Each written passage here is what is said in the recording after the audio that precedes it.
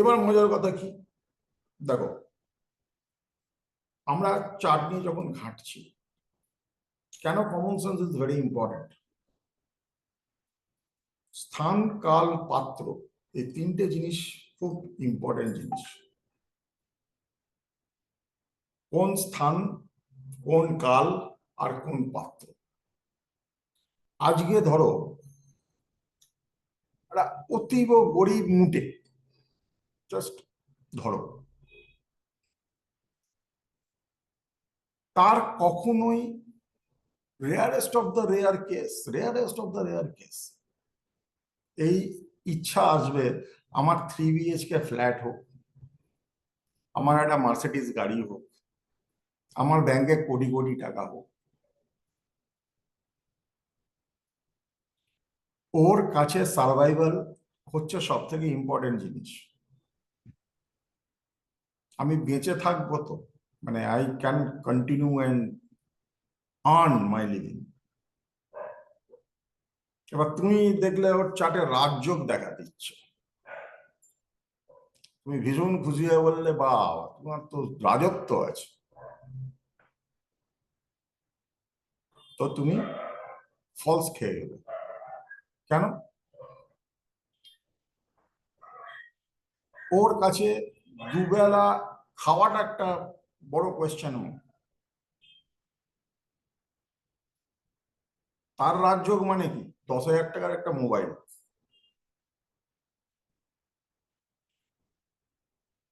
আর তিতাস যেখানে 1.5 লাখ টাকার মোবাইল ব্যবহার করে, ওর রাজযোগ কি?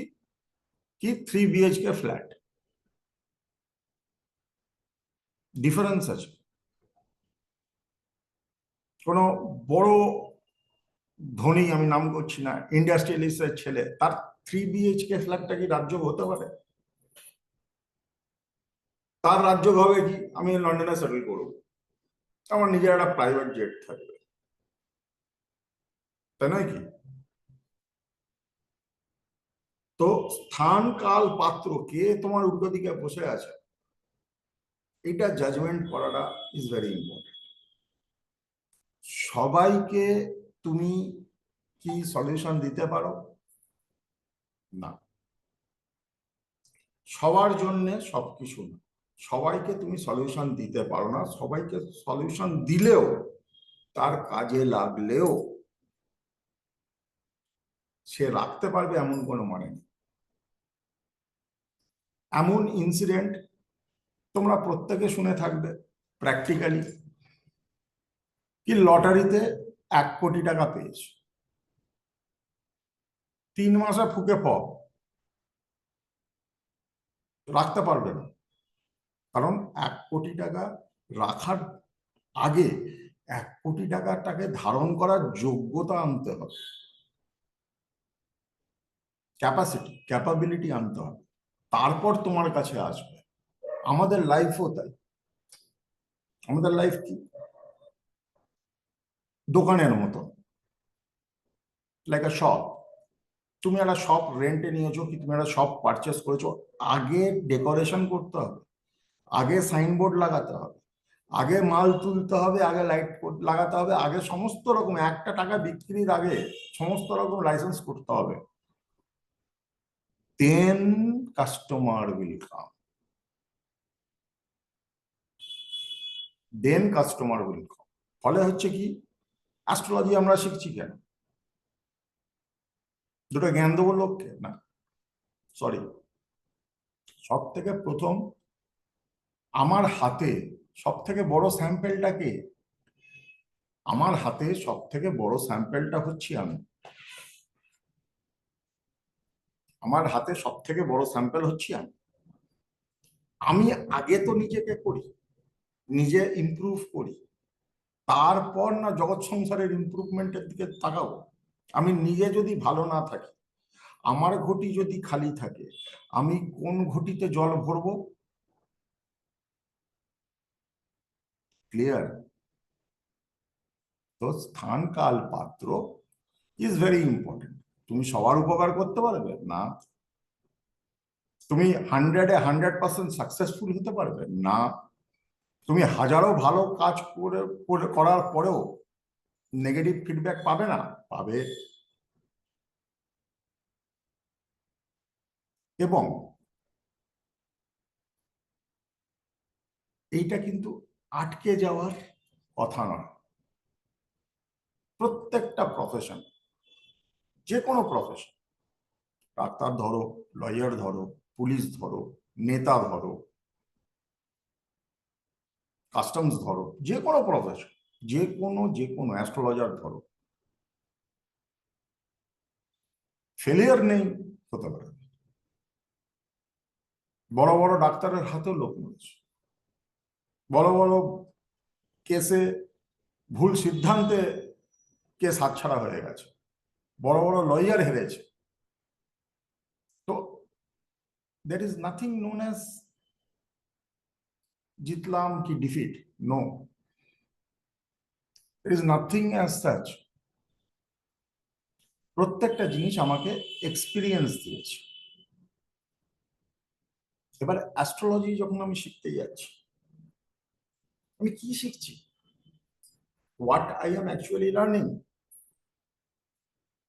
I am decoding a chart, যেটা অন্য লোক বুঝতে পারে। আমার সেই বিদ্যাটা আছে, চার্টে এরম করে বসে আছে, এই কম্বিনেশনে বসে আছে, এই পারমুটেশন হচ্ছে, আমি এইটা দিয়ে সম্ভাব্য পসিবল আউটকাম প্রেডিক্ট করছি। এরম হলে এরম হওয়ার চান্স বেশি, হবেই এরম কোনো ব্যাপার নেই। এরকম হলে এরম হওয়ার চান্স বেশি, এবং সেই চান্সটাকে তোমাকে জানতে হবে কিভাবে আমি প্লাস মাইনাস করে চান্সটা কতটা বেশি, কতটা পার্সেন্টেজ দেওয়া যায়, সেটা একমাত্র তোমার যখন রন্ধ্রে রন্ধ্রে অ্যাস্ট্রোলজি ঢুকবে, 24 ঘন্টা অ্যাস্ট্রোলজি মাথায় ঘুরবে, ধীরে ধীরে তোমরা বুঝতে পারবে। এত কিছু শিখলি, তারপরে দেখবে না মুড়ি ঠোকার মতন, দেখেছো টিনে মুড়ি ঢালে যখন মুড়ি উঁচু হয়ে থাকে, তাই তো? অন্বেষা, বীরভূমে মুড়ি হচ্ছে বিখ্যাত জিনিস। তখন মুড়ি ঢালে কিরাম থাকে, পাহাড়ের মতন হয়ে যায়। তারপর তোমরা কি করো, ঠোকো, মুড়ি নিচু হয়ে গেল, আবার মুড়ি দিলে, যখনই তোমার উপরে পড়বে মুড়ি ভরে যাবে, ফুকতে হবে, মুড়ি সেটেল হয়ে যাবে, আবার মুড়ি দেবে। তারপরে একটা ফুলফিলমেন্টের জায়গা আছে। ঠিক হবে, ভুল হবে, ভুল হবে। কেন ভুল হবে? তিতাস বলছে আমি 9:30টায় জন্মেছি। তিতাস জানলো কি করে 9:30টায় জন্মেছে? তিতাস শুনেছে 9:30টায় জন্মেছে। am I right or wrong? ঘড়িটা 15 মিনিট ফাস্ট হতে পারত। তিতাস যে প্রাচীনকালে জন্মেছে যখন, প্র ঐতিহাসিক যুগ, তখন ঘড়িটা 15 মিনিট ফাস্ট হতে পারত, ঘড়িটা 15 মিনিট স্লো হতে পারতো, ঘড়ি বন্ধ থাকতে পারতো, অ্যাভারেজ নাম একটা টাইম বলে দেওয়া হয়েছে, চলো 8টা থেকে 9টার মধ্যে যতগুলো বাচ্চা জন্মেছে তার এইটাই, এরকম হয়েছে। ডাক্তার দেখতে ভুল করেছে, নার্স দেখতে ভুল করেছে, অন্তত দুজনের তো জানার কথা না। এক হচ্ছে মা, যিনি জন্ম দিলেন, আর যে বাচ্চাটা হলো, সে কি করে জানবে সময়টা কি হলো, যদি না খুব কনসাস হয় যে না আমার টাইম দেখে আমি এখন হলো। হয় না, কারণ মায়েরও সেই অবস্থান থাকে না, বাচ্চার তো ছেড়েই দাও। এবার যদি মনে করো 5টা মিনিট এদিক ওদিক হয়ে গেছে, দেখো এগুলো তোমাদের মনোবল বাড়ানোর জন্য বলছি, বুঝতে পারছো? তাহলে অনেক কিছু এদিক ওদিক হয়ে গেছে, D60 চার্ট পাল্টে গেছে। এই জন্য দুটো যমজ যখন জন্মায়, দুজনের ভাগ্য দুরকম হয়। ফ্যালাসি তো এইখানে, আমরা মোটামুটি একখানা জায়গায় যেতে পারি, এক্স্যাক্টলি একটা জায়গায় 100% কারেক্ট কোনোদিন যেতে পারি। এবার তাহলে কি আমি সারা জীবন আগে শিখে নেবো, সব বই টই পড়ে নেবো, আমি মাস্টার হয়ে যাব, এক্সপার্ট হয়ে যাব, তারপরে শুরু করব? জীবনে আমি আজ পর্যন্ত মাস্টার হতে পারিনি, এক্সপার্ট হতে পারিনি। আমার থেকেও যারা গুরুজন আছেন তারাও হতে পারেননি, যারা আপকামিং আছেন তারাও কোনোদিন হতে পারবে না। তোমাকে করে যেতে হবে, practice and practice and practice. যত প্র্যাকটিস করবে তত মঙ্গল স্ট্রং হবে, তত প্র্যাকটিসে কি বলে যারা খেলোয়াড় তাদের কি স্ট্রং, মঙ্গল স্ট্রং, এটা একটা কমন জিনিস, সবাই জানে। যে খুব ভালো পড়াতে পারে তার গুরু স্ট্রং, যার খুব বুদ্ধি আছে তার বুধ স্ট্রং, এগুলো কমন জিনিস, এগুলো নিয়ে, এটা অ্যাস্ট্রোলজি না। তো মঙ্গলকে স্ট্রং করা মানে হচ্ছে যত যত যত যত যত যত তুমি প্র্যাকটিস করবে তত তোমার মঙ্গল স্ট্রং হবে। মঙ্গল যদি ডিজায়ার হয়, শনি বাঁধা, শনি বাঁধা তো, তাহলে তোমার বাঁধা কে ঠিক করতে পারে? তোমার প্র্যাকটিস ঠিক করতে পারে। তুমি অঙ্কে কাঁচা, তো একমাত্র অঙ্ক প্র্যাকটিস করলেই তো তুমি অঙ্কে ভালো করবে। এই জন্যে এই যে শুনে থাকবে শনির দশা চলছে, ওই যুগে মঙ্গলের রেমেডি দাও, মঙ্গলের রেমেডি দাও, ও শনি ঠিক হয়ে যাবে। কারণ মঙ্গল প্র্যাকটিস, আর মঙ্গল ঠিক থাকলে যার চেষ্টা আছে সে কোনোদিন হারতে পারে? সাময়িক সেটব্যাক হতে পারে, হারতে কিন্তু পারে। হারাটা হচ্ছে একটা মেন্টাল অ্যাকসেপ্টেন্স, আমি হেরে গেছি। কিন্তু তুমি যদি চেষ্টা করে যাও, তাহলে এমন কোনো জিনিস নেই যেটা কখনো তোমাকে ফেলে দিতে পারে। Unfortunately most of the cases during student life, তোমরা তো এখন স্টুডেন্ট, স্টুডেন্ট লাইফের কথা বলছি, কনফিডেন্সের অভাবে কি হতে থাকে, আমি আরেকটু শিখে নিই, আমি আরেকটু তৈরি হয়ে যাই, তারপর আমি শুরু করব। তোমরা হয়তো একটা জিনিস শুনলে অবাক হয়ে যাবে, সেটা হচ্ছে তোমার যেমন যেমন ম্যাচুরিটি আসবে সেরকম সেরকম ক্লায়েন্ট আসবে। তুমি যেদিনকে প্রথম হাত পা কাঁপতে কাঁপতে কাঁপতে কাঁপতে একটা অ্যাস্ট্রোলজির চার্ট নিয়ে বসলে, তোমার উল্টো দিকে বি রেস্ট অ্যাসিওর্ড এমন সাংঘাতিক কোনো জমকালো ক্লায়েন্ট বসে নেই যে তোমার কাছে এসছে। তোমার যেমন যেমন নাম হবে, ম্যাচুরিটি হবে, তেমন তেমন তোমার কাছে ক্লায়েন্টের কোয়ালিটি আসবে। এটা একদম স্ট্রেট কথা, and this is a very প্রমাণিত ট্রুথ, যেটাকে বলা হয়,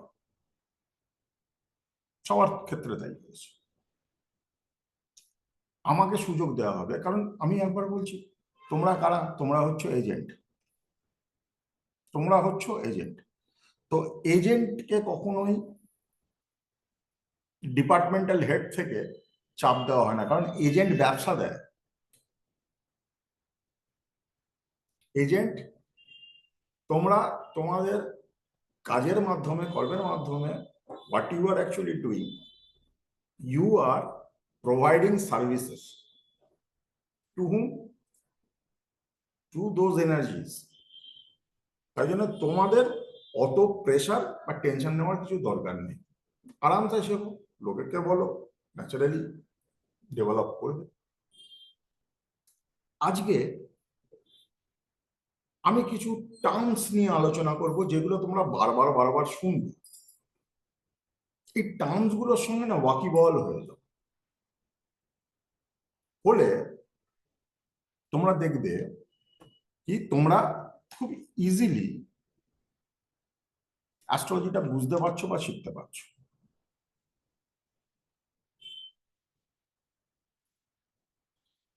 প্রথম জিনিস হচ্ছে,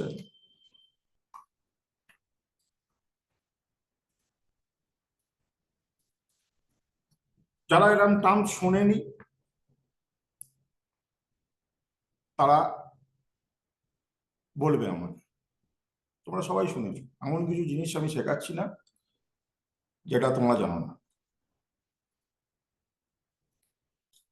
প্রথম জিনিস হচ্ছে, একটা যে ছক তোমরা দেখছো, এই ছকটা 360 ডিগ্রি। 12টা রাশি থাকে, প্রত্যেকটা রাশি 30 ডিগ্রি। 30 × 12 তো 360 ডিগ্রি। Yes or no? তাই তো? 30টা রাশি, সরি, 12টা রাশি 30 ডিগ্রি করে, দ্যাট মেক্স 360 ডিগ্রি। এটা হচ্ছে একটা ছক। তুমি চৌকো কাটো, গোল কাটো, এঁকে কাটো, বেঁকে কাটো, ইস্ট ইন্ডিয়া করো, ওয়েস্ট ইন্ডিয়া করো, কিছু যায় আসে না। 360 ডিগ্রি। 360 ডিগ্রিটা কি? তোমার থেকে ভিশনটা 360, আর এক একটা টুকরো হচ্ছে 30 ডিগ্রি ইচ। এইবার প্রত্যেকটা প্ল্যানেট জন্মানোর সময় পার্টিকুলারলি কোনো না কোনো রাশিতে, কোনো না কোনো জায়গায় বসে আছে, তাই তো? তো এই প্রত্যেকটা প্ল্যানেট 30 ডিগ্রির মধ্যে একটা ডিগ্রি পাবে। সেটা 0ও হতে পারে, 30ও হতে পারে, 15ও হতে পারে, 16ও হতে পারে, 14 হতে পারে, 12 হতে পারে। এটা প্ল্যানেটের ডিগনিটি বোঝায়। খুব সিম্পল একটা জিনিস আমি বোঝাচ্ছি, এটা যদি তোমাদের মাথায় ঢুকে যায় কোনো কমপ্লিকেশন নেই।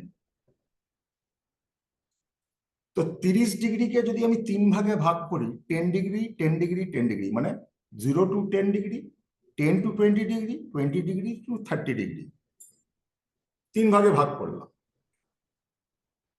ঠিক আছে? এইবার প্রথম 10 ডিগ্রি, মানে 0 to 10 ডিগ্রি, কি কনসেপ্ট সব ভুলে যাও, আমি তোমাদের একদম মডার্ন ওয়েতে শেখাচ্ছি, একদম ঝাপ করে আজকেই অ্যাস্ট্রোলজার হয়ে যাবে। প্রথম 10 ডিগ্রি কে বলা হয় নারদ, নারদ মুনি। যদি একটা প্ল্যানেট 0 থেকে 10 ডিগ্রির মধ্যে থাকে, সে নারদের মতন স্বভাব থাকবে তার। মানে কুচকাটালি, পিনমারা, ইম্যাচিওর, গালাগালি খাওয়া, মুখে থাকবে নারায়ণ নারায়ণ। ক্লিয়ার? মানে যে কোনো প্ল্যানেট, 9টা প্ল্যানেটের মধ্যে কোনো প্ল্যানেট যদি 0 থেকে 10 ডিগ্রির মধ্যে থাকে, তার মধ্যে এই সিমটম থাকবেই থাকবে। ইম্পালসিভ, ভ্রমণ প্রিয়, অশান্তি প্রিয়। ঠিক আছে? এর কথা ওকে লাগানো। কোনো প্ল্যানেট যদি 10 ডিগ্রি থেকে 20 ডিগ্রির মধ্যে থাকে, তাকে বলা হয় অগস্ত্য মুনি। অগস্ত্য মুনি সমুদ্রকে খেয়ে নিয়েছিল, ওনাকে দেবতারাও ভয় পেত। খুব ম্যাচিওর একজন সাধক, সাধু ছিলেন। মানে যে কোনো প্ল্যানেট 10 থেকে 20 ডিগ্রির মধ্যে যদি থাকে, ম্যাচিওর থাকে। মানে যে কাজের জন্য এসছে, নারদ 0 থেকে 10 ডিগ্রির মধ্যে থাকলে সে পাগলামি করবে, 0 থেকে 20-র মধ্যে থাকলে সে ম্যাচিওরলি সেই কাজটা করতে এসছে। এবং যদি কোনো প্ল্যানেট 20 থেকে 30 ডিগ্রির ভেতরে থাকে,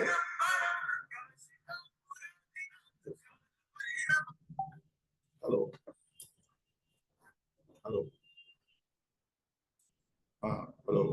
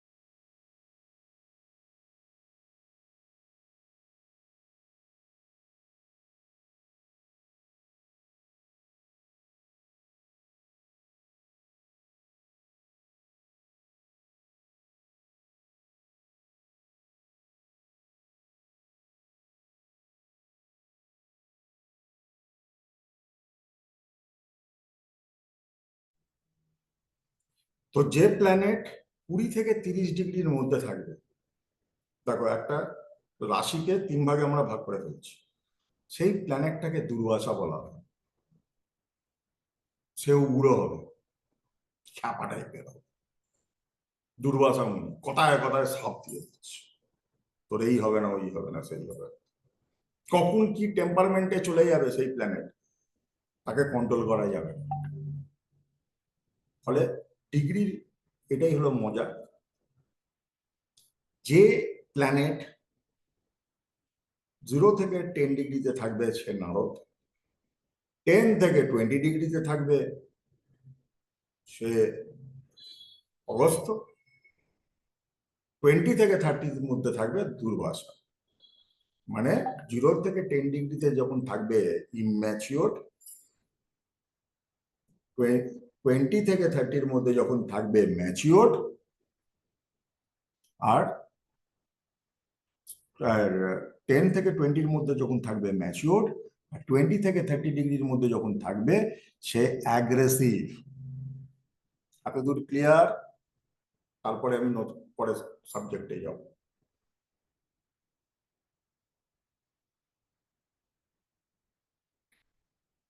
এগোই।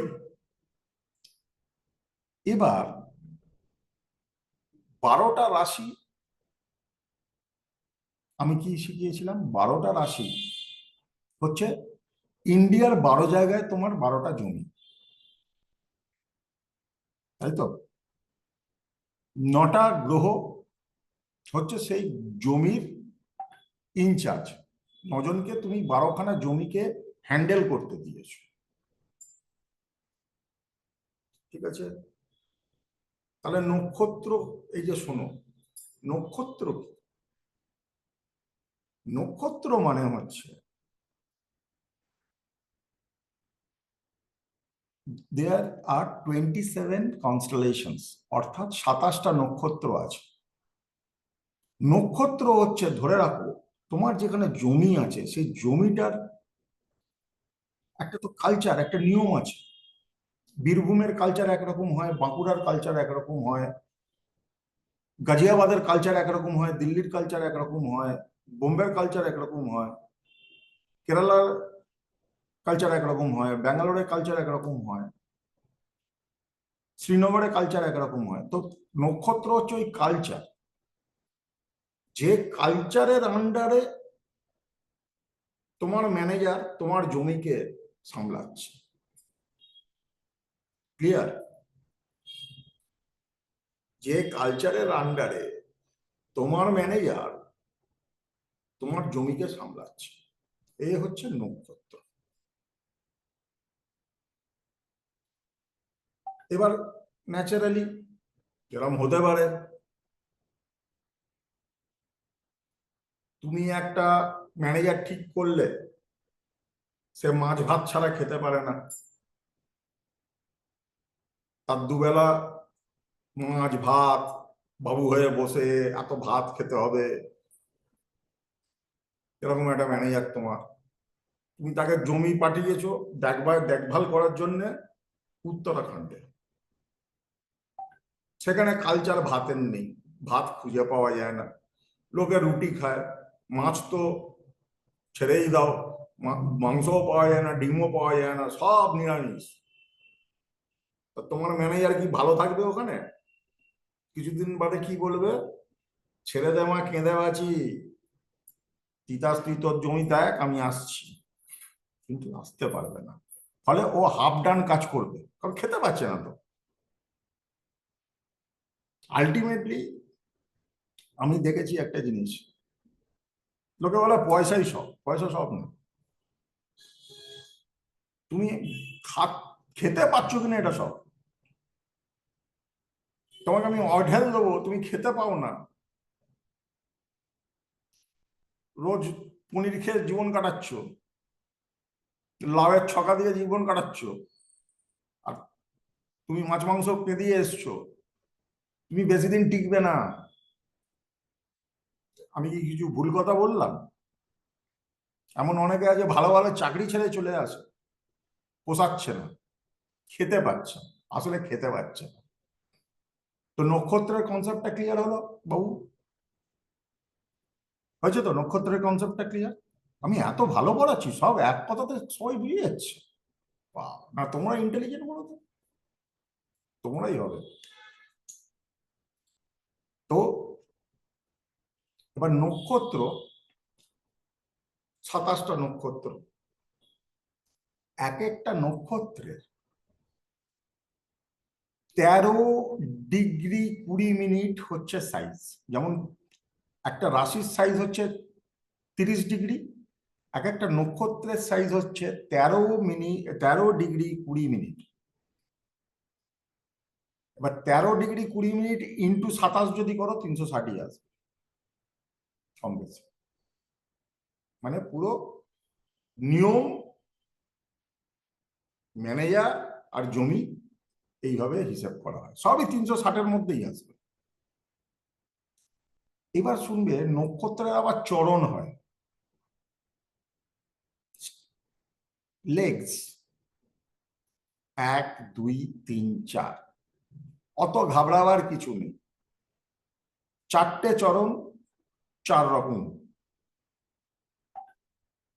ধর্ম, অর্থ, কাম, মোক্ষ। ধর্ম, অর্থ, কাম, মোক্ষ। মনে করো চার, এবং এক একটা চরণ 3 ডিগ্রি 20 মিনিট হয়। 4টে চরণ যদি হিসাব করো দেখো 13 ডিগ্রি 20 মিনিট হবে। তার দিয়ে একটা নক্ষত্র হচ্ছে। তো ধরো একটা প্ল্যানেট ফার্স্ট চরণে আছে, মানে ওর ধর্ম ব্যাপারটা, মানে ওর যে ধর্ম, dharma is not religion, dharma is মানে তুমি কিসের জন্য জন্মেছো, but what you are suppose to do, তার মধ্যে সেই প্ল্যানেটটার মধ্যে সেই জিনিসটা থাকবে। ক্লিয়ার? কারণ মনে করো দ্বিতীয় চরণে আছে অর্থ, তো সবসময় মাল মাল মাল মাল মাল মাল, কি পাবো কি পাবো কি পেলাম, এই করে যাবে। কারণ হয়তো 3 নম্বর চরণে আছে, 3 নম্বর চরণ মানে হচ্ছে কাম, কামনা। কাম মানে এখানে প্যাশন না, কামনা। আমার এই চাই, ওই চাই, সেই চাই, এই করতে হবে, ওই করতে হবে, ওই করতে হবে, সবসময় হাঁপাচ্ছে। আর 4 নম্বর প্ল্যানেট হচ্ছে মোক্ষ। কিসের জন্য এসছি, কেনই বা এসছি, আমার জীবনের উদ্দেশ্য কি, সবই লেট লেট গো। তাহলে মজার কথা কি হলো, বাট 9টা প্ল্যানেট তো কোনো না কোনো চরণে থাকবেই, থাকবে তো। এইবার মনে করো দেখা যাচ্ছে কারোর ধর্মতে বেশি আছে, তো ন্যাচারালি সে প্রিন্সিপাল লোক হবে। 9টা প্ল্যানেটের মধ্যে 5টাই দেখা যাচ্ছে ধর্মতে রয়েছে, সে ভীষণ প্রিন্সিপাল টাইপের লোক হবে, প্রিন্সিপাল ওরিয়েন্টেড থাকবে, তার কাছে কর্তব্য এইসব জিনিসগুলো ইম্পর্টেন্ট হবে। যার মধ্যে দেখা যাচ্ছে 9টার মধ্যে, যেগুলো এক্সাম্পল দিচ্ছি, 9টার মধ্যে দেখা যাচ্ছে 7খানাই অর্থ নক্ষত্রে বসে আছে বিভিন্ন জায়গায়, সে মাল মাল মাল মাল করে সারা জীবন কাটিয়ে যাবে। তার জীবনে মাল ছাড়া কিছু চিনবে না, মানে এটা ছাড়া কিচ্ছু চিনবে না। ও 1 গ্লাস জলও নিজের মাকে খাওয়াবে, স্বার্থ ছাড়া খাওয়াবে না। 3 হচ্ছে দেখা গেল ম্যাক্সিমাম প্ল্যানেট কামনাতে বসে আছে, হাঁপিয়েই যাবে সারা জীবন, কোনো কিছুতে স্যাটিসফ্যাকশন নেই, যা পাবে ও কোনো কন্টেনমেন্টই থাকবে না তার। দেখো কত সিম্পল ভাবে বোঝাবার চেষ্টা করছি। কারণ মনে করো ম্যাক্সিমাম প্ল্যানেট ধর্মে বলছি বসে আছে। দাদা, তুমি বলছো যে এই প্ল্যানেট গুলো কোন চরণে বসে আছে সেটা বলছো তো? হ্যাঁ, তো মানে নট ওই যে বলে না জন্মের সময় সবার একটা নক্ষত্র থাকে। আসছি হ্যাঁ, তাহলে আসছি এতগুলো। ওগুলোতে আসছি, বলছি। ও, আমি আগে চরণটা বলছি।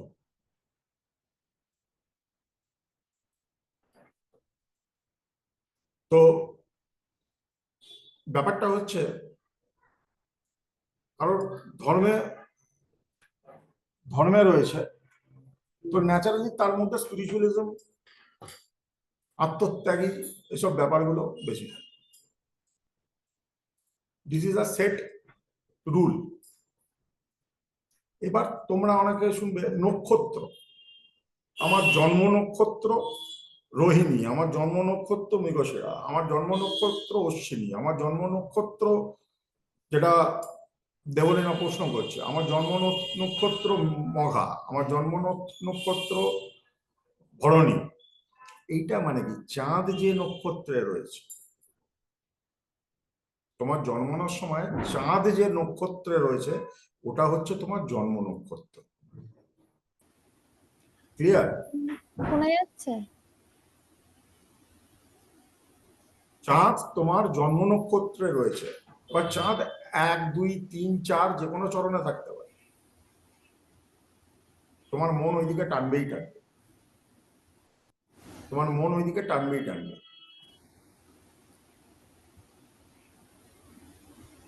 আমি অন্যের এক্সাম্পল দেবো না, নিজের আমার বলছি। আমার ম্যাক্সিমাম প্ল্যানেট 4 নম্বর চরণ। আমার ম্যাক্সিমাম প্ল্যানেট 4 নম্বর, মানে মুখ্য চরণে আমার ম্যাক্সিমাম প্ল্যানেট বিভিন্ন নক্ষত্রে।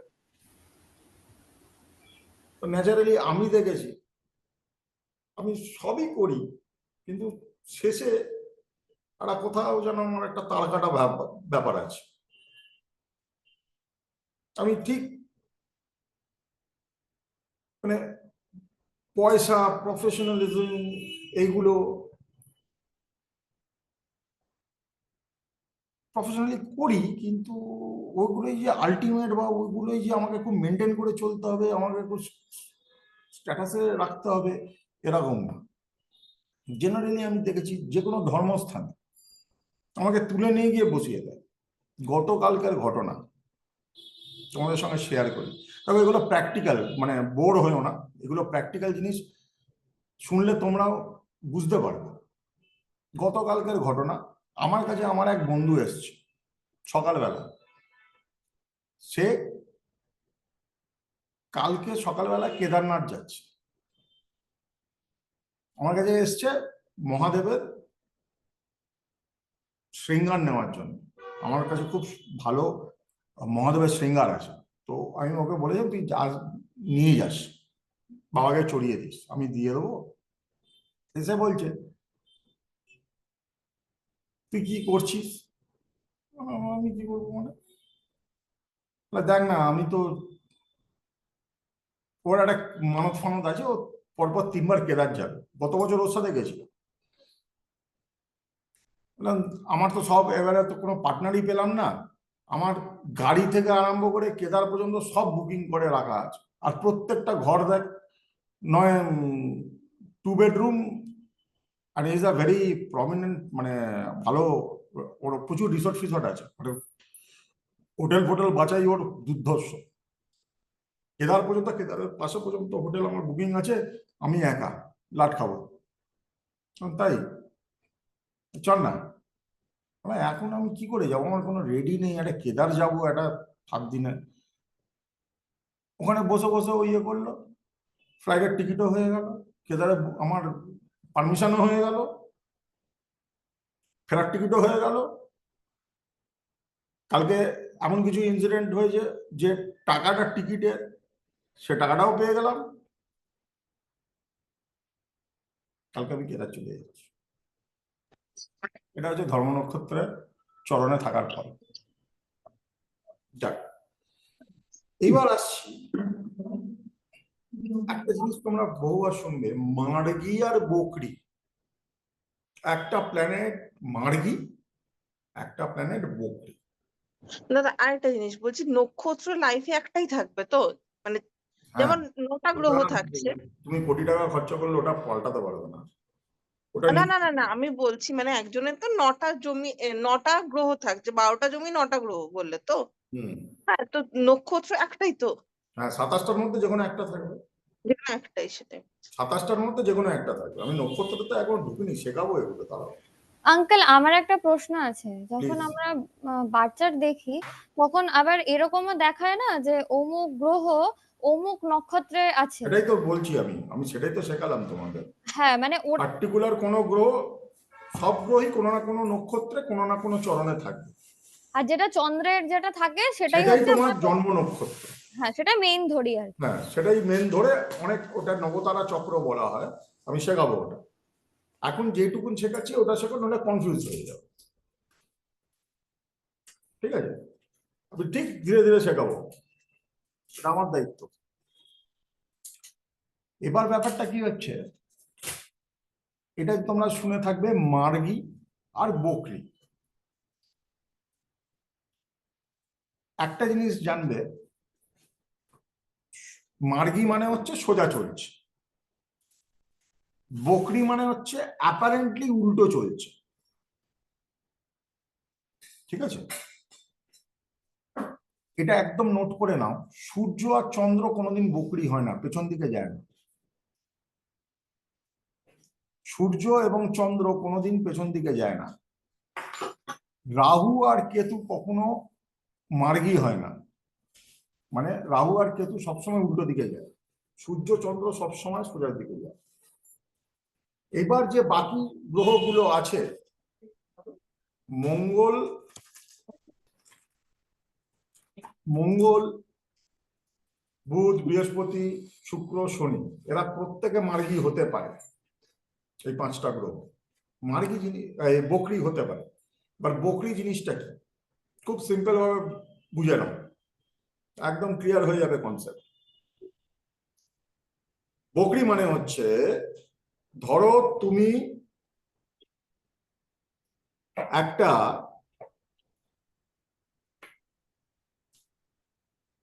ট্রেনে যাচ্ছ, তোমার পাশের ট্র্যাকে একটা সেম স্পিডে একটা ট্রেন যাচ্ছে, সেম স্পিড। তো তুমি যখন ওই ট্রেনটাকে দেখছো, তোমার কি মনে হয়, দুজনেই দাঁড়িয়ে আছে, তাই তো, স্পিডটা এক। এবার দেখা যাচ্ছে এই ট্রেনটা তোমার থেকে এগিয়ে চলে গেল, তোমার অ্যাপারেন্টলি মনে হবে আমি দাঁড়িয়ে রয়েছি, এ পাশেরটা বেরিয়ে গেল, এটা মার্গী। বকরি মানে হচ্ছে, এই দুটো ট্রেন দাঁড়িয়ে রয়েছে, একটাতে তুমি আছো, একটা পাশের ট্রেন, তোমার ট্রেনটা স্পিড বেড়ে যাচ্ছে, তোমার এটা ন্যাচারালি দেখে মনে হবে এই ট্রেনটা পেছনে যাচ্ছে, আমার ট্রেনটা সামনের দিকে যাচ্ছে। এই পারসেপশনটাকেই বলা হয় বকরি, এই পারসেপশনটাকেই বলা হয় মার্গ, এই পারসেপশনটাকেই বলা হয় স্তম্ভন, অর্থাৎ দাঁড়িয়ে রয়েছে। বকরি প্ল্যানেট, একটা জিনিস মাথায় রাখবে, যে প্ল্যানেট বকরি হয়, সেটা আমি আবার বলছি, মঙ্গল বুধ বৃহস্পতি শুক্র শনি, এই পাঁচটা প্ল্যানেটই হতে পারে বকরি। রাহু কেতু জন্মগত বকরি, সূর্য আর চাঁদ কোনোদিন বকরি হয় না। যে প্ল্যানেট বকরি হয়, অ্যাকচুয়ালি না, তার একটু পাওয়ার বেশি হয়ে যায়। কেন বেশি হয়, আবার একটা কনসেপচুয়াল জিনিস এসো। মনে করো তুমি গাড়ি চালাচ্ছ, তোমার পাশ থেকে হুস করে একটা গাড়ি বেরিয়ে গেল, তুমি একান্ত ইগোলেস লোক না হলে তুমিও ওভারটেক করে বেরিয়ে গেলি, তোমার গাড়ির স্পিড একটু বেরিয়ে যায়। যে প্ল্যানেট বকরি হয়, তার মধ্যে অ্যাগ্রেসিভনেস একটু বেশি থাকবে, তার মধ্যে ক্ষমতার ব্যাপারটা একটু বেশি থাকবে, তার মধ্যে জেদ একটু বেশি থাকবে। ওই যে একটা গাড়ি আমাকে ওভারটেক করে বেরিয়ে চলে গেল, আমার জেদ এসে গেল, আমাকে কেন ওভারটেক করলো, আমি ওকে ওভারটেক করবো। এই জেদের ব্যাপারটা কিন্তু বকরি প্ল্যানেটের একটা ইনেট কোয়ালিটি, এটা শুধু আপাতত মাথায় রাখো। ক্লিয়ার? এতদূর ক্লিয়ার?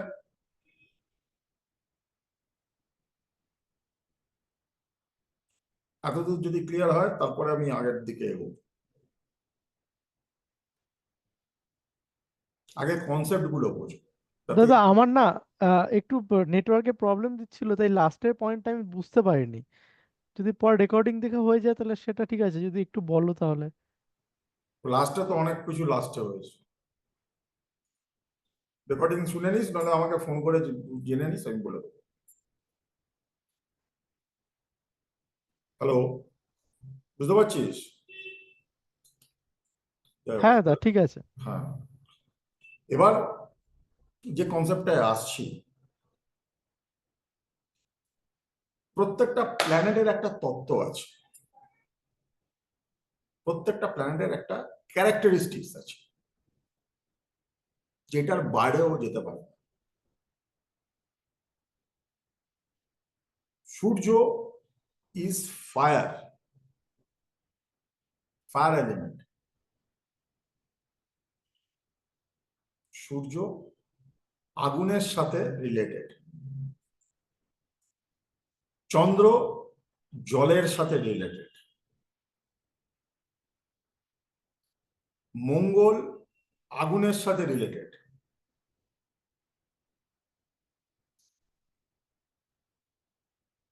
শনি এয়ার, বায়ুর সাথে রিলেটেড। বুধ পৃথিবী তত্ত্ব, আর্থের সাথে রিলেটেড। জুপিটার আকাশের সাথে রিলেটেড, আকাশ তত্ত্ব, এখানে তত্ত্ব আকাশ তত্ত্বের সাথে রিলেটেড। শুক্র আবার জলের সাথে রিলেটেড। এবং হোয়াট ইজ দ্য রিলেশন? নটা গ্রহ, সাতটা গ্রহকে আমি রিলেটেড বললাম, what is the relation? Relation হচ্ছে এইটাই, sun and Mars, they are adamant and aggressive power. Moon and Venus, moon যদি মা হয়, ভেনাস হচ্ছে মহিলা, they are soft in nature, emotional in nature. That is the reason there is water element. Water element.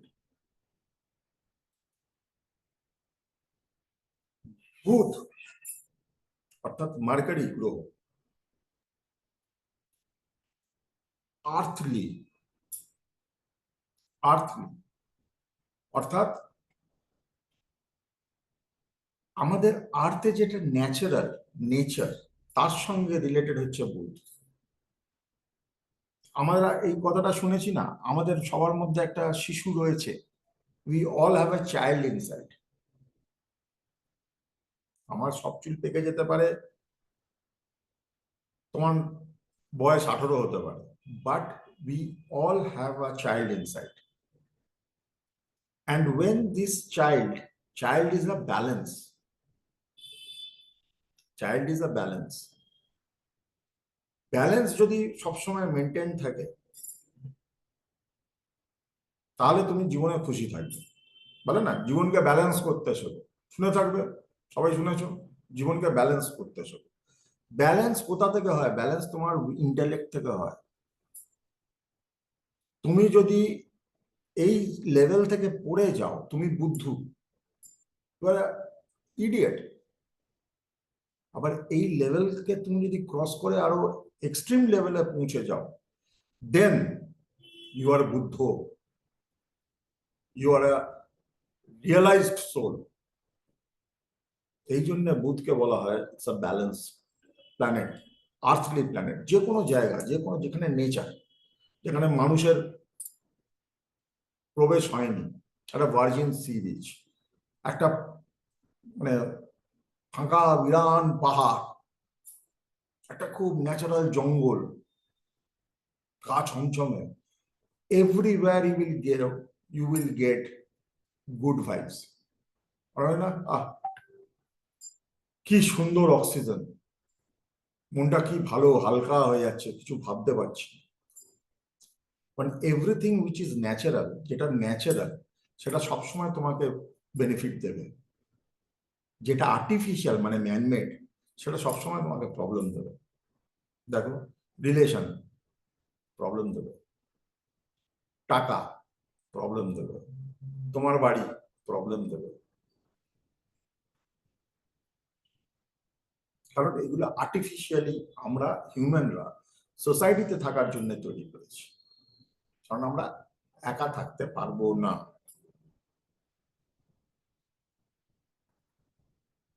শনি বায়ু।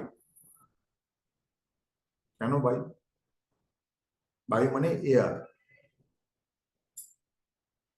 এয়ারকে যেমন মাপা যায় না, শনিকেও মাপা যায় না। But most mysterious planet is Saturn. সূর্য থেকে সব থেকে দূরের প্ল্যানেট হচ্ছে স্যাটার্ন। সূর্য যদি আলো হয়, স্যাটার্ন অন্ধকার। তোমরা যদি গুগল করো স্যাটার্ন সম্বন্ধে অ্যাস্ট্রোনমিক্যালি, নট অ্যাস্ট্রোলজিক্যালি তত্ত্ব জানো বা ইনফরমেশন নাও, is one of the darkest planet. স্যাটার্নকে বলা হয় কারণ ওখানে সূর্যের আলো সব থেকে শেষে পৌঁছে। হাওয়া যেমন যে কোনো মুহূর্তে যা কিছু হতে পারে, তোমার পুকুরে হাওয়া হচ্ছে, ওখান থেকে ঝড় হয়ে গেল, দারুণ হাওয়া বইছে, ধপ করে গুমোট হয়ে গেল। তো Saturn is always a controlling factor. এবং বৃহস্পতিকে আকাশ বলা হয়, আকাশ তত্ত্ব। আকাশ মানে হচ্ছে ইউনিভার্স। আকাশ মানে হচ্ছে তুমি যেখানে মাপতে পারবে না, তুমি যেটা মাপতে পারবে না। তুমি তোমার বৃদ্ধিকে মাপতে পারবে, তুমি তোমার পোটেনশিয়ালকে মাপতে পারবে। আজকে তোমরা যে যেখানে রয়েছো, তোমরা নিজেদের একটা লিমিট সেট করেছো বলে ওখানে রয়েছো। তোমাদের পোটেনশিয়াল এটা নয়। তোমরা যদি বৃদ্ধি বা গ্রো করতে চাও, তোমরা অনেক বেশি গ্রো করতে পারো। This is a fact. এতদূর ক্লিয়ার? এইবার আরেকটা জিনিস তোমরা বারবার শুনবে, উচ্চস্থ, নিচস্থ আর মূল ত্রিকোণ। উচ্চস্থ, নিচস্থ আর মূল ত্রিকোণ। উচ্চস্থ মানে প্ল্যানেটই হয় উচ্চস্থ। আমি এটা শেখাবো, কিন্তু জাস্ট আমি হোয়াট ইজ উচ্চস্থ সেটা শেখাচ্ছি। সূর্য যেমন মেষ রাশিতে উচ্চস্থ, সূর্যকে দিয়ে শেখায়। সূর্য মেষ রাশিতে উচ্চস্থ। এবার মানে যেখানে যে প্ল্যানেট উচ্চস্থ থাকে তার ম্যাক্সিমাম পাওয়ার থাকে, মানে best of the best, best of the best থাকে। নিচস্থ বা ডেবিলেটেড মানে ঠিক তার উল্টো। তুমি হয়তো শুনলে শুক্র যেমন কন্যা রাশিতে ডেবিলেটেড বা নিচস্থ, মানে শুক্র ওই জায়গাতে গেলে এনাফ, ওর যে কারকতা, তখন কারকতা শেখাবো তোমরা বুঝবে, ও দিতে অক্ষম। তোমার পকেটে 500 টাকা আছে, আমি চাইছি 2000 টাকা, তুমি কোথা থেকে দেবে? বুঝতে পেরেছো? আর তোমার পকেটে আছে 5000 টাকা, আমি চাইছি 500 টাকা, তুমি অনায়াসে দিতে পারবে। মানে দেওয়ার ক্যাপাসিটি একজনের বেশি, সে হয়ে যাচ্ছে উচ্চস্থ। যার দেওয়ার ক্যাপাসিটি কম, গরিব মানুষ, সে হয়ে যাচ্ছে নিচস্থ। মূল ত্রিকোণ মানে হচ্ছে প্ল্যানেটটা ওই জায়গাতে বসলে বেশ খুশি থাকে, হি ইজ হ্যাপি, বেশ আনন্দে থাকে, তার ঝামেলা লাগে না, তার কোনো রকম অসুবিধা হয় না। আমি আরেকটু খুব সহজভাবে বুঝিয়ে দিচ্ছি। আমি তো বললাম তোমাদের জমি আর ম্যানেজার হচ্ছে প্ল্যানেট। এবার তুমি রাধেশ্যামকে ম্যানেজার হিসাবে রিক্রুট করেছো, রাধেশ্যামের বাড়ির পাশের জমিটাই রাজস্থানকে দেখতে হবে, কারণ রাজস্থান উচ্চস্থ, বাড়িতে সারাদিন ঘুমোবে, খাবে দাবে, মাইনে পাবে, আর পাশের জমিটা দেখবে। রাজস্থানের কোনো প্রবলেমই নেই। ক্লিয়ার?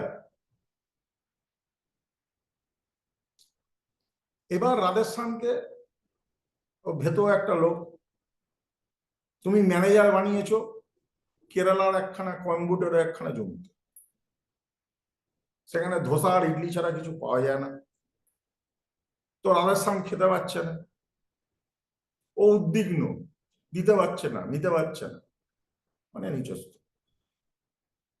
এবার রাজস্থানকে তুমি বলে, না রাজস্থান, তোমাকে আমি কলকাতাতে আমার জমিটা দেখভালের জন্য দিচ্ছি, যদিও তুমি বাঁকুড়ার লোক।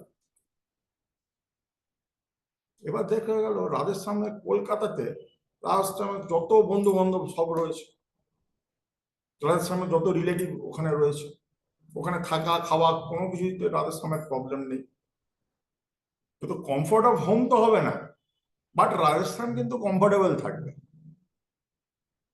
এটাই হচ্ছে মূল ত্রিকোণ। ক্লিয়ার? ক্লিয়ার? এবার একটা জিনিস শুনবে, এবার একটা জিনিস শুনবে যেটা ইম্পর্টেন্ট, যেটা নিয়ে আসল খেলা হবে, সেটা হচ্ছে দৃষ্টি।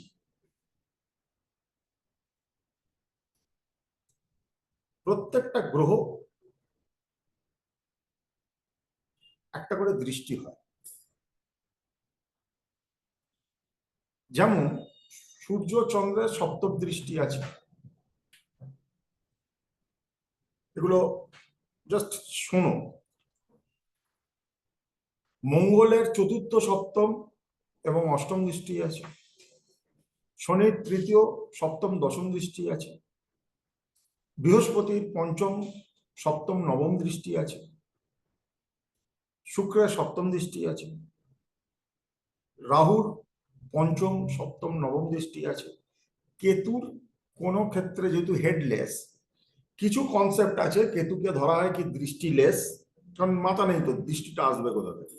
আবার কোন কোন কনসেপ্টে ধরা হয় কেতুর পঞ্চম, সপ্তম এবং নবম দৃষ্টি আছে। ডিবেটেবল, আমরা ডিবেটে যাব না। এবার এ তো গেল দৃষ্টি। এবার দৃষ্টি কিভাবে কাজে দেয়? দৃষ্টি কিছু ইম্প্যাক্ট করে, দৃষ্টি কিছু ইম্প্যাক্ট করে। কিরকম করে ইম্প্যাক্ট করে?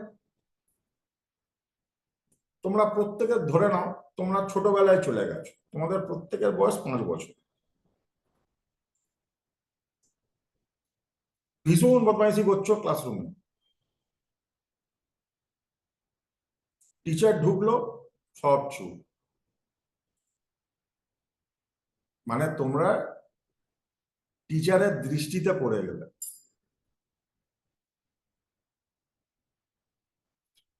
এই যে সিসিটিভি ক্যামেরা, এটা তো এক প্রকার দৃষ্টি, তাই তো? সিসিটিভি ক্যামেরা, একজন ঢুকেছে একটা জায়গা থেকে চুরি করার জন্য, হঠাৎ দেখলো সিসিটিভি ক্যামেরা, মানে লোক নেই কিন্তু, কিন্তু ও বুঝতে গেল আমি রেকর্ডেড হয়ে যাচ্ছি, তাহলে কি সে চুরি করবে? যদি বুদ্ধিমান হয় চুরি করবে না, ঘুরে ফিরে বেরিয়ে চলে আসবে। ঠিক আছে? কিছু দৃষ্টি হয় যেগুলো ইম্প্যাক্ট করে ফেলে, অ্যাগ্রেসিভ দৃষ্টি। মানে কিরকম? একটা হচ্ছে স্কুলের টিচার, ধরো স্কুলের ক্লাসে 40 জন বাচ্চা, একজন টিচার সে 40টা বাচ্চাকে কন্ট্রোল করছে, মানে উনার দৃষ্টি ডিভাইডেড বাই 40 হচ্ছে তো। আবার সেই বাচ্চাটা যখন বাড়িতে আসছে, প্রাইভেট টিউটার আসছে ওকে পড়াতে, তখন কি হচ্ছে, 1:1 খেলা হচ্ছে, বা ওরা ধরো দুই ভাই বোন দুজনকে পড়াচ্ছে, 1:2 খেলা হচ্ছে, মানে দৃষ্টিটা অনেক কম্প্যাক্ট হয়ে যাচ্ছে। দৃষ্টির উপরে কিন্তু অনেক কিছু নির্ভর করে। একটা প্ল্যানেট তার পারফরমেন্স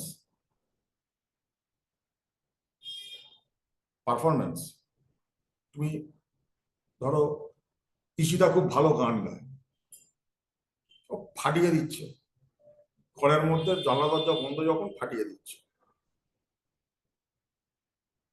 এবার ওর গানের আওয়াজ শুনে পাড়ার লোকেরা এসে ওর ঘরে বসেছে, maybe or may not be, according to her confidence ও তখন পারফরমেন্স দিতে পারবে। যখন আমার কাছের লোকেরা আমাকে দেখছে তখন আমার পারফরমেন্স ভালো হওয়ার সম্ভাবনা বেশি।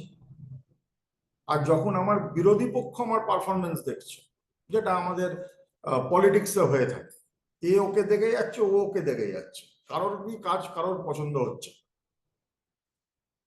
তখন আমার পারফরমেন্সের উপরে অনেক নিষেধাজ্ঞা জারি আছে। বা মনে করো কোর্টের একটা রায় বেরিয়েছে, তখন আমার পারফরমেন্সের উপর অনেক নিষেধাজ্ঞা জারি হয়েছে। তোমাদের ঘরে ঘরে গিয়ে পুলিশ গেছিল করোনার সময়, একটা নিয়ম করে দিয়েছিল, একটা পাবলিসাইজ করেছিল, একটা অ্যাডভার্টাইজ করা হয়েছিল, এবং তোমরা অ্যাকর্ডিংলি সেইভাবে সেই পিরিয়ডটা কাটিয়েছিলে। শাসনেরও দৃষ্টি আছে, শাসন প্রশাসনেরও দৃষ্টি আছে, আমরা বলি না ভগবানেরও দৃষ্টি আছে। অ্যাকর্ডিংলি একটা বাউন্ডুলে লোফার হুলিগান, তার উপরে যদি পুলিশের দৃষ্টি থাকে, সে কি কমফোর্টেবল থাকবে?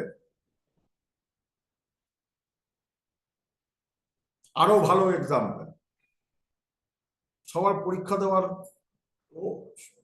অভিজ্ঞতা আছে স্কুল কলেজে। একটা ছেলে মনে করো চিটিং ছাড়া পাস করতে পারবে না, আর যদি ইনভিজিলেটর খুব স্ট্রিক্ট হয়, ও কি খুব এনজয় করবে? আবার যে ছেলেটা উল্টো দিকে খুব ভালো গুড বয়, সে কমফোর্টেবলি পরীক্ষা দেবে, কারণ তাকে বিরক্ত করার কেউ থাকবে না, এই দেখা না, এই বল না, এটা বলারও সাহস নেই কারো। দৃষ্টির কনসেপ্টটা বুঝে নাও। দৃষ্টি দুরকম হতে পারে, একটা ফেভারেবল দৃষ্টি, একটা নট সো ফেভারেবল দৃষ্টি। তার উপরে একজনের পারফরমেন্স, এখানে পারফরমেন্স মানে ম্যানেজার, এখানে পারফরমেন্স মানে প্ল্যানেট, একজনের পারফরমেন্স নির্ভর করছে। আমি কিরম ভাবে তাকিয়ে রয়েছি। এবার একটা কথা তোমরা শুনে থাকবে, দশা অন্তর্দশা, তাই তো? দশা অন্তর্দশা, দশা অন্তর্দশা কি? আমি আমার ভাষায় বলি, বইয়ের ভাষা ছেড়ে। তোমার মনের দশা অন্তর্দশা। একদিন সকালবেলা অনিশা ঘুম থেকে উঠলো, দারুণ ফুর্তি মনে, হেভি হাই মুডে রয়েছে, মন ভালো তো সব ভালো, সেদিন হেভি গেল। একদিন সকালবেলা ঘুম থেকে উঠলো, শুধু কাঁদতে ইচ্ছা করছে, কোনো কারণ নেই, শুধু মনে হচ্ছে কাঁদি। তারা অনিশাকে যদি তখন তোমরা কেউ দিয়ে একটা ভালো অফার দাও, এই চল ঘুরতে যাব, চল ফুচকা খেতে যাব, চল বেড়াতে যাব, চল আমি গাড়ি এনেছি তোকে ঘুরিয়ে নিয়ে আসবো, বলবেন না আজকে আমার মন ভালো নেই, আমার মুড নেই, তাই না? তো দশা অন্তর্দশা আমাদের মুডকে রেগুলেট করে। কি হয়, যখন তুমি জন্মাচ্ছ, এই 27টা নক্ষত্র কেউ কিন্তু 9টা প্ল্যানেট কন্ট্রোল করে। এগুলো আসবো আস্তে আস্তে। সাপোজ ধরো তোমার মকর রাশি, ধনিষ্ঠা নক্ষত্র, অর্থাৎ রাশি হিসাবে তোমার শনির রাশি, নক্ষত্র হিসাবে তুমি মঙ্গলের নক্ষত্র পেরেছ। এবার তোমার দশার সিঙ্ক্রোনাইজেশন শুরু হবে ফ্রম মঙ্গল। তোমার জন্ম নক্ষত্র যেহেতু ধনিষ্ঠা, তোমার জন্মানোর সাথে সাথে মঙ্গলের দশা শুরু হবে এবং অ্যাকর্ডিংলি চলবে। মঙ্গলের পর জুপিটার আসবে, জুপিটারের পর রাহু আসবে, রাহুর পর শনি আসবে, শনির পর মার্কারি আসবে, কেতু আসবে, এরকম ভাবে চলবে। আচ্ছা, দশা অন্তর্দশার যে সেটিংসটা থাকে বা আমাদের অ্যাস্ট্রোলজিক্যালি যে সেটিংটা থাকে, প্ল্যানেট গুলোকে এইভাবে ধরা হয়। প্রথম আসে কেতু, সেটা খুব ইম্পর্টেন্ট, নোট করে নিন। প্রথম আসে কেতু, তারপর আসে ভেনাস, তারপর সান, তারপর মুন, তারপর মঙ্গল মানে মার্স, তারপর রাহু, তারপর আসবে জুপিটার, তারপর আসবে স্যাটার্ন, তারপর স্যাটার্নের পরে আসবে মার্কারি, আবার শুরু হবে কেতুতে। মানে মনে করো তুমি ভরণী নক্ষত্রে জন্মেছ, ভরণী নক্ষত্র হচ্ছে শুক্রের নক্ষত্র, মানে তোমার দশা শুরু হবে শুক্র থেকে, তারপর যেমন যেমন শেষ হবে তেমন তেমন চলবে। তুমি ধরো অশ্বিনী নক্ষত্রে জন্মেছ, অশ্বিনী নক্ষত্র হচ্ছে কেতুর নক্ষত্র। কেতুর নক্ষত্রে জন্মালে তোমার দশা শুরু হবে কেতুর নক্ষত্র, তারপর যেমন সিরিয়ালি আসবে তেমন আসবে। তুমি হয়তো পুনর্বাসু নক্ষত্রে জন্মেছ, পুনর্বাসু নক্ষত্র হচ্ছে গুরু বৃহস্পতির নক্ষত্র, তোমার দশা শুরু হবে গুরু বৃহস্পতিকে দিয়ে, তারপর যেমন যেমন আসবে, গুরুর পরে আসবে শনি, শনির পরে আসবে বুধ, বুধের পরে আসবে কেতু, আবার ওরম ভাবে সিরিয়ালি চলবে। ক্লিয়ার? জাস্ট এটা কনসেপ্ট। এবার যেটা ইম্পর্টেন্ট সেটা হচ্ছে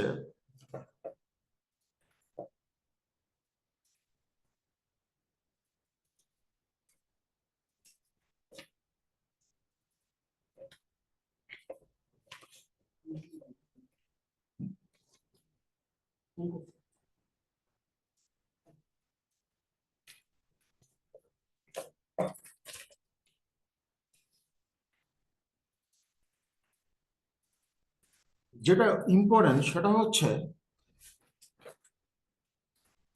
অনেকে দেখবে জন্মানোর পরে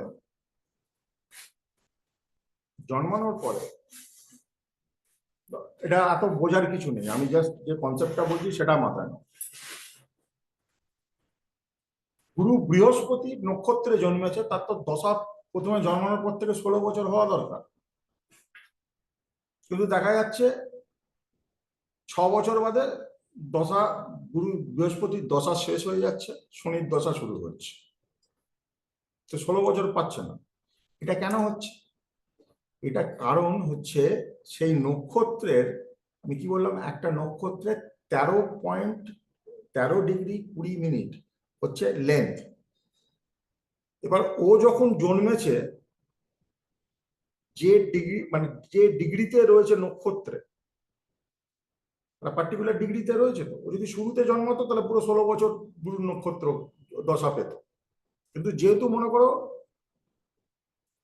একটা মিড পয়েন্টে জন্মেছে, একদম সেন্টার পয়েন্টে জন্মেছে, এপাশে যা এপাশেও তা, তার মানে 50% তো নেই, ও 50% পেরিয়ে যাওয়ার পরে চাঁদ তখন জন্মেছে, ফলে বাকি 50% অ্যাড হবে, তারপর নর্মাল চলতে আরম্ভ করবে। সিম্পল কনসেপ্ট, এটা নিয়ে অত কমপ্লিকেশন করার কিছু নেই। যে পয়েন্টে 13:20' যে পয়েন্টে জন্মেছে, সেই পয়েন্ট থেকে শুরু করবে এবং সে পয়েন্টে যেটা বাকি রয়েছে ওটা কমপ্লিট করে পরের দশায় চলে যায়। এটা নিয়েই মাথাপেচি করে লোকজন 6 মাস সময় নষ্ট করে। এইটা একটা জাস্ট কনসেপ্ট, এই কনসেপ্টটাকে বুঝে করলে তুমি রেজাল্ট পাবে। এবার এই যে তোমরা 12টা রাশি শুনছো, 12টা রাশি is very important for us.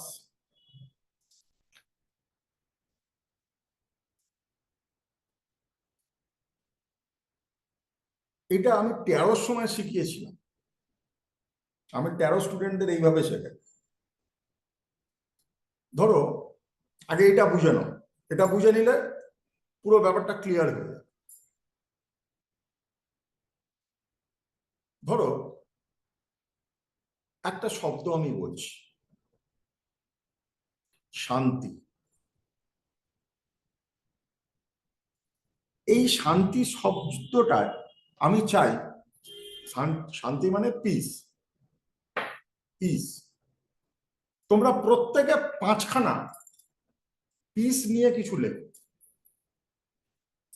মনের শান্তি, আমি এক্সাম্পল দিচ্ছি, মনের শান্তি, ঘরে শান্তি,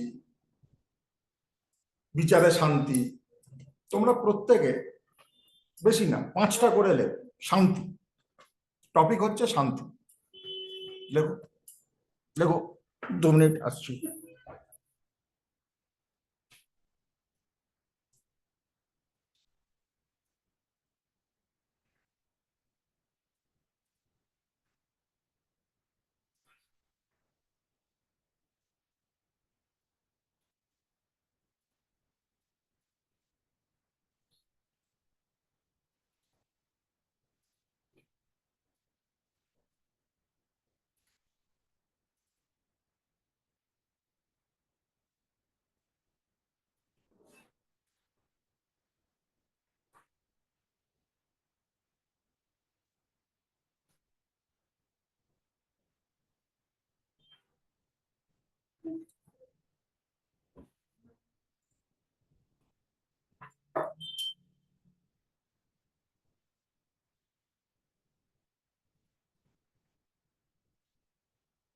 কে কি লিখেছ বলো?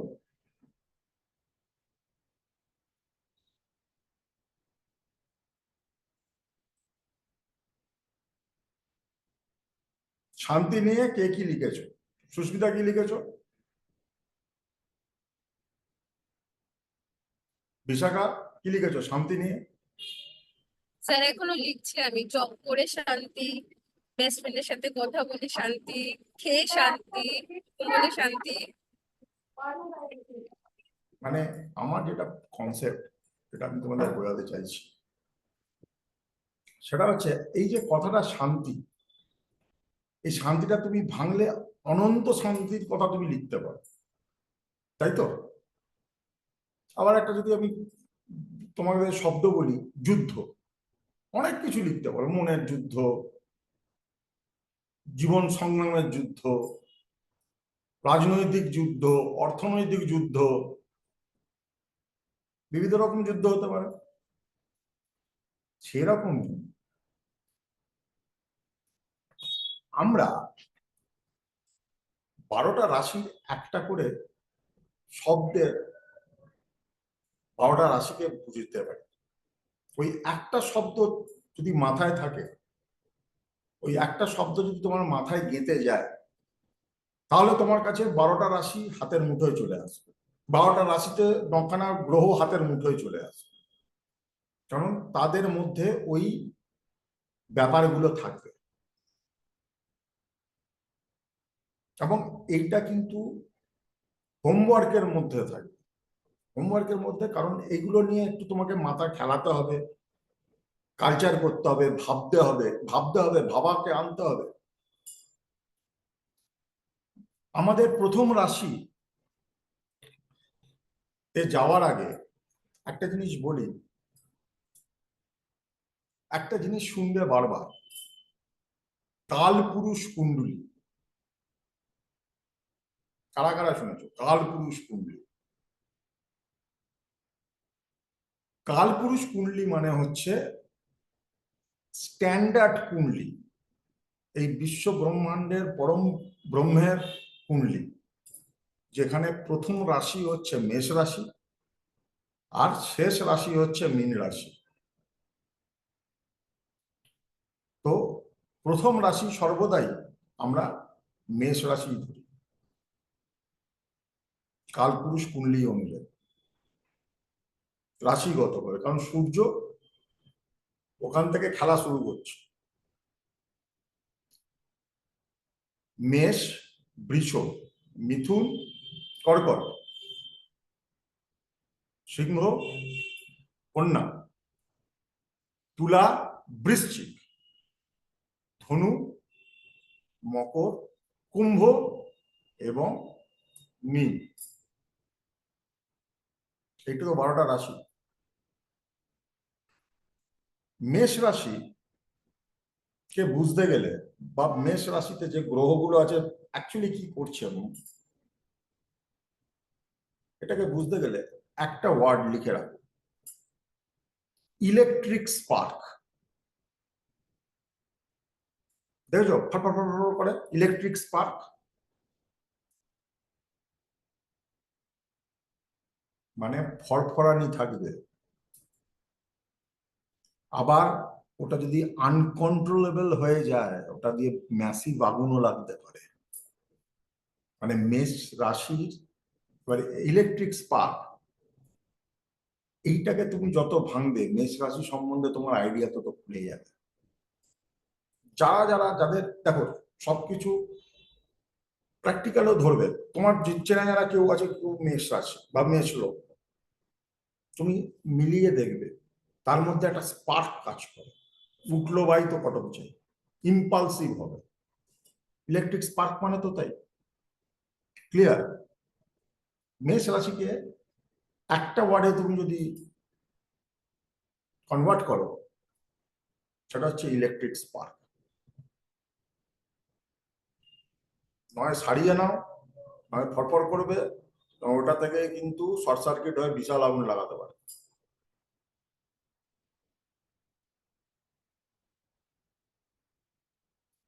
ক্লিয়ার?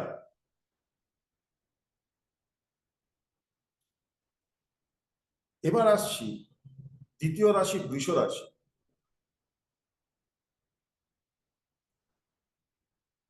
জগদ্দল পাথর, বিগ স্টোন। বৃষ রাশির লোকেদের কেন জগদ্দল পাথর হলো? ওকে নড়ানো যায় না। যে কনসেপ্ট নিয়ে বসে আছে সেই কনসেপ্ট নিয়ে বসে থাকবে। গাড়ি যদি আসে গাড়িকে সাইড করে বেরিয়ে যেতে হবে, কে পাথর নড়াবে? যেখানে বসে আছে সেখানেই বসে রয়েছে, সেখানেই শেকড় গেড়ে ফেলবে। বৃষ রাশি মানে হচ্ছে জগদ্দল পাথর,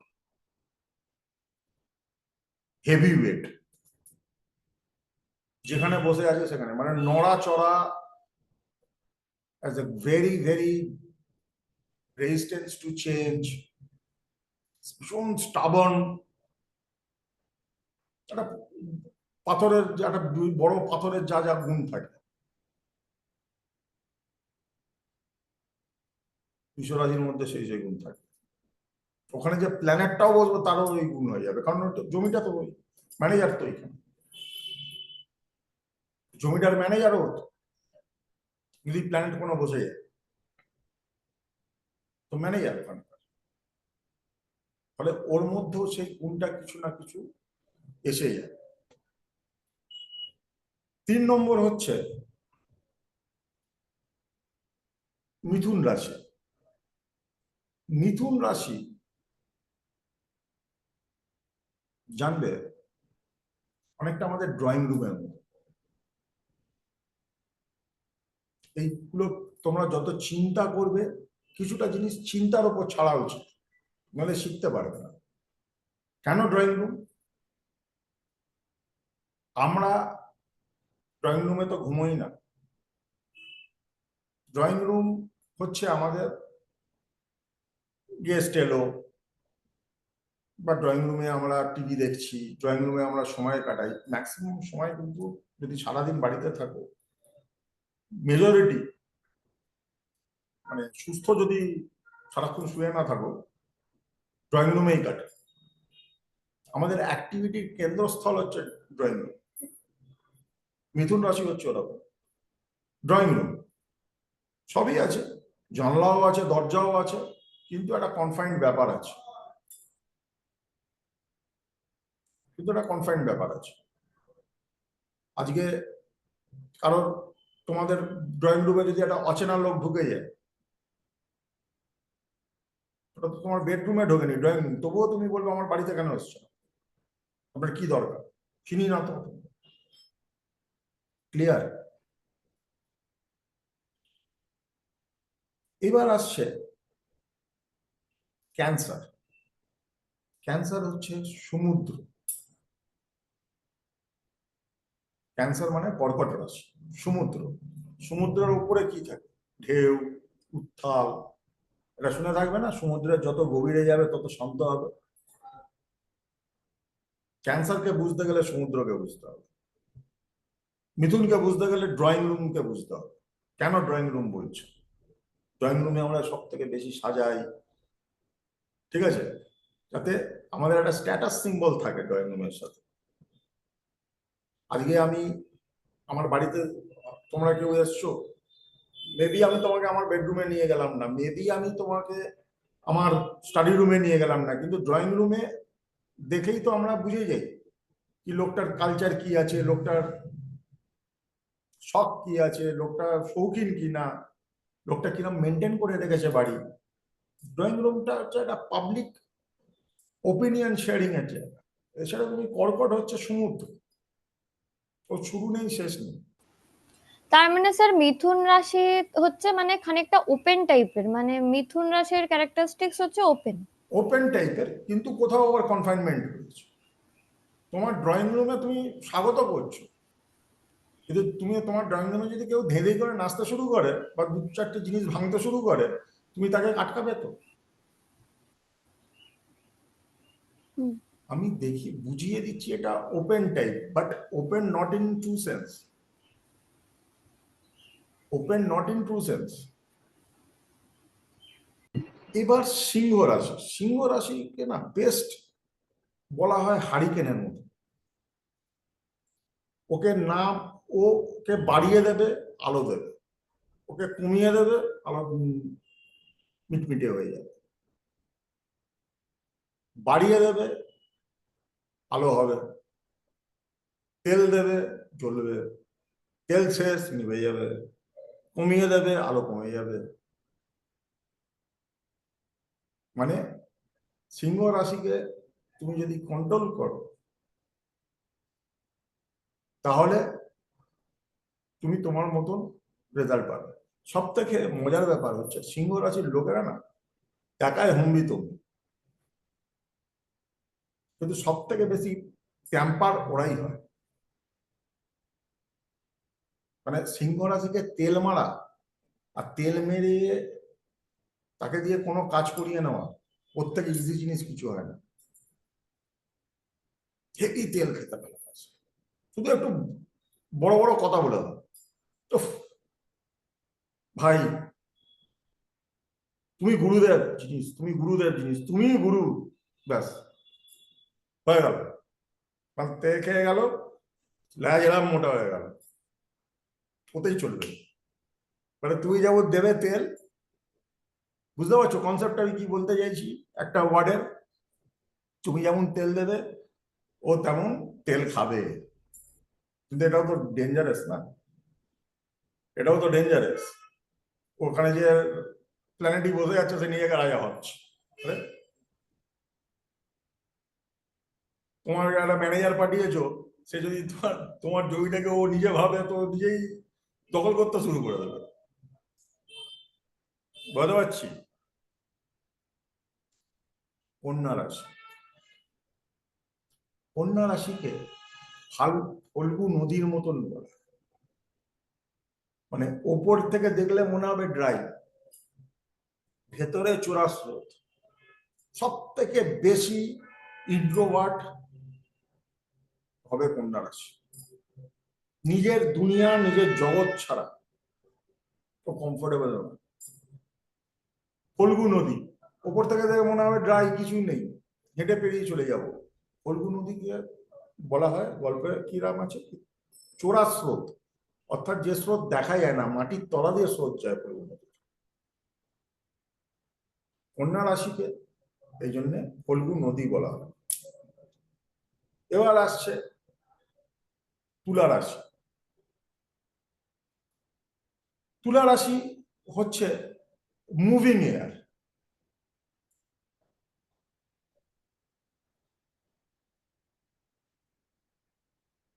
মুভিং এয়ার কেন বলছি, কারণ হচ্ছে ড্রয়িং রুমেও এয়ার আছে, মিথুনের মধ্যেও এয়ার আছে, কিন্তু আমরা মাঝে মধ্যে বলি না ছাদে যাই, একটা ওপেন জায়গায় যাই, হাঁপ ছেড়ে বাঁচবো। তুলা রাশি হচ্ছে হাঁপ ছেড়ে বাঁচাটাই, যেখানে হাওয়া সবসময় বইছে বইছে বইছে। আমাদের এখানে, আমার বাড়ির পাশে এখানে একটা হাওয়া গলি বলে একটা গলি আছে। I don't know what is the scientific reason, কিন্তু ওই গলিটার মুখে দাঁড়ালে না সারাক্ষণ হাওয়ার একটা ঝড় চলে, গরমকাল শীতকাল এনি টাইম হাওয়ার একটা ঝড় চলে। তো অনেকে এমনি এসে গরমকালে কি হয়, আগে খুব যখন লোডশেডিং হতো, অনেকে এসে ওখানে জড়ো হয়ে আড্ডা ফাড্ডা মারতো ওই হাওয়া খাওয়ার জন্য। আমরা পার্কে চলে যাই মাঝে মধ্যে, আমরা গঙ্গার ধারে চলে যাই মাঝে মধ্যে, আমরা ছাদে চলে যাই মাঝে মধ্যে, কি করতে, হাওয়া খেতে। উফ, ঘুমোট লাগছে, অসুস্থ হচ্ছে। এটাই হচ্ছে তুলা রাশি। লিঙ্ক করতে পারছো আমি কি যেটা শেখাতে চাইছি? ইতিহাসের মুখটা দেখে আমার মনে হচ্ছে না। এবার হচ্ছে বৃশ্চিক রাশি। বৃশ্চিক রাশি হচ্ছে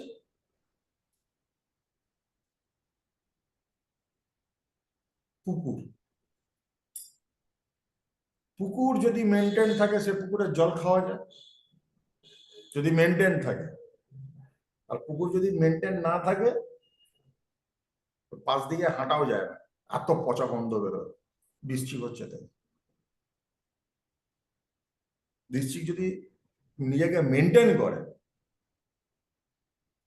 তাহলে সে পুকুরের মতন, মানে মেনটেন পুকুর হবে, সেখানে লোকের চান করবে, জল খাবে, বাসন মাজতে পারবে, তাদের কোনো রকম অসুবিধা হবে না। আর সেটা যদি মানে যে কোনো মুহূর্তে ডোবাতে পরিণত হতে পারে।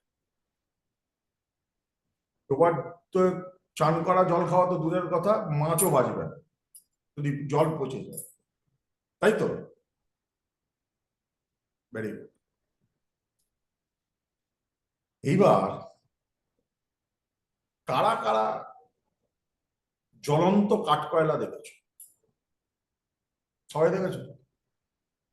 জ্বলন্ত কাঠকয়লা জ্বলছে, কিন্তু তাকে দেখলে মনে হয় কালো, মানে কিছু হয়নি, তাই তো? বিরিয়ানির দম হাঁড়িটার ওপরে যেগুলো দেয়, ওগুলো কিন্তু জ্বলন্ত কাঠকয়লাই দেয় দম করার জন্য বিরিয়ানিতে। দেখে কালো মনে হয়, কালো টুকরো, কিন্তু হাতে ছুলে কি হবে, কি হবে, হাত পুড়বে। এই কাঠকয়লায় যদি আগুন দেওয়া হয়, এই সরি তেল দেওয়া হয়, কেরোসিন তেল দেওয়া হয়, পেট্রোল দেওয়া হয়, ডিজেল দেওয়া হয়, ভুস করে ধরে উঠবে। আগুনটা বোঝা যায় না, সেটাই হচ্ছে ধনু রাশি। আগুনটা বোঝা যায় না, সেটা হচ্ছে ধনু রাশি। ভেতরে মিটির মিটির মিটির মিটির মিটির মিটির করে চলবে। কি বললাম বুঝেছো? ভেতরে বিট বিট মিট মিট মিট মিট মিট মিট করে চলবে। ধনু রাশির সঙ্গে ঝগড়া করা মানে জানবে 30 বছরের পুরোনো জিনিস তুলে আনবে। ও তুমি এই বলছো, তোমার মনে নেই যখন তোমার মা এসেছিল, তুমি আমাকে মায়ের সামনে এই করো, সে কি করছে, 15 বছর আগেকার ঘটনা, তোমার ভুলে যাওয়ার কথা, আমি ভুলি না, এনি টাইম ওর সামনে নিয়ে আসে। Interesting, interesting. এবার আসছি মকর রাশি। মকর রাশি হচ্ছে কিরকম বলতো, অটো, গলি গালা পুক পাক যাবে, কিন্তু তোমার কখনো এরকম স্লাইটেস্ট মাথায় আসবে চলো অটো নিয়ে আজকে দিল্লি যাব?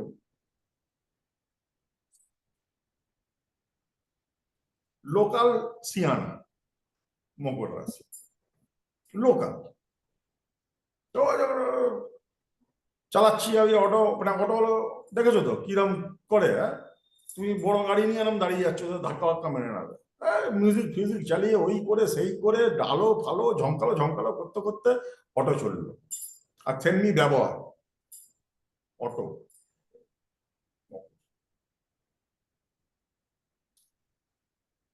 বুঝতে পারছো? আরেকটা হচ্ছে কুম্ভ রাশি। কুম্ভ রাশি হচ্ছে অনেকটা বড় হল ঘর টাইপ, ঠিক ড্রয়িং রুম নয়, হাওয়া আছে, হাওয়া বাতাস চলে, কিন্তু কোথাও একটা বদ্ধতা আছে, ওপেনও নয়। মন্দিরের সামনে যে নাট মন্দির হয় ওটাকে তুমি কুম্ভ রাশি ধরতে পারো, ওটা ঠিক মন্দিরও নয়, হাওয়া বাতাসও আছে, কিন্তু আবার ওপেনও নয়। ক্লিয়ার? আরেকটা রাশি, শেষ রাশি, সেটা হচ্ছে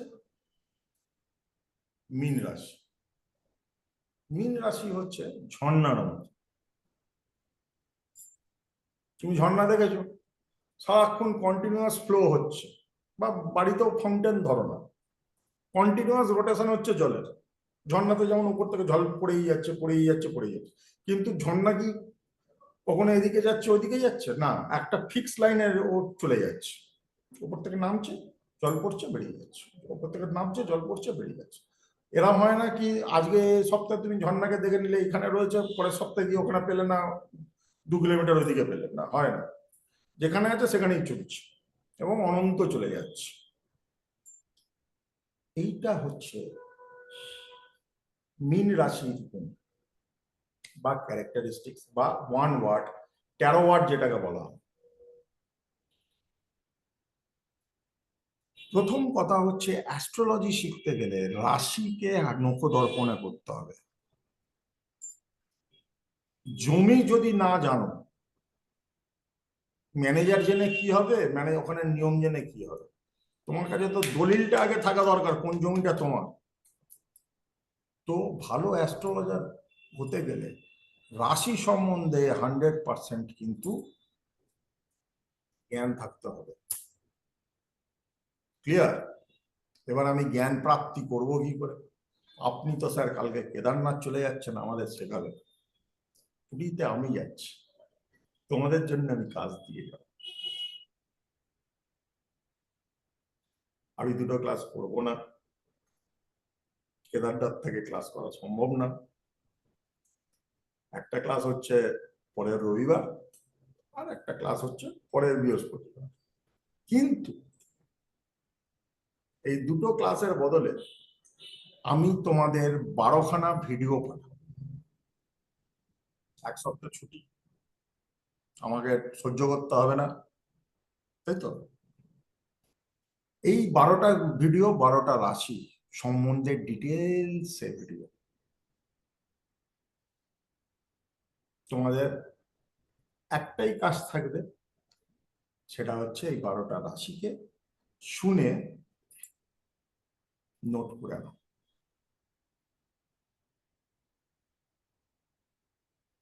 ভিডিও থাকলো, পড়াশোনাও থাকলো, আমার ঘোরাকে ঘোরাও হলো, তোমাদের খাটিয়ে খাটিয়ে আমি বাস ঘুরে আছি। আমি খেটেছি, তবে খেটে 12টা তো করেছি। 12টা রাশি মানে তোমার 3 থেকে 4 ঘন্টার গল্প, তো 3-4 ঘন্টা তো আমি আগে কেটেছি বাবু। ফাঁকিবাজি তো করছি না।